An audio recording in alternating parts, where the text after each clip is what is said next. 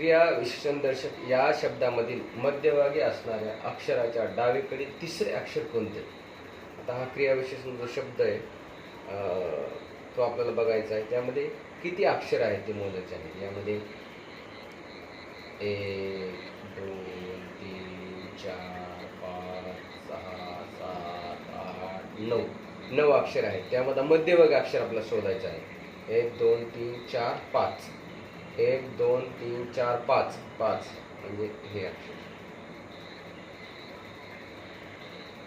Okay. त्यानंतर काय विचारलं आपल्याला? त्या मध्यभागी अक्षराच्या डावीकडील तिसरे अक्षर म्हणजे काय आलं? हे 1 2 3 म्हणजे या हे तिसरं अक्षर आहे. कुठून? मध्यभागी अक्षराच्या. मग या पर्यायामध्ये या हे 1 नंबरचा पर्याय आहे आणि 1 नंबरच्या पर्यायाला आपण काय केलं? उत्तर आहे आणि 1 नंबरच्या पर्यायाला आपण गिरवलेलं आहे.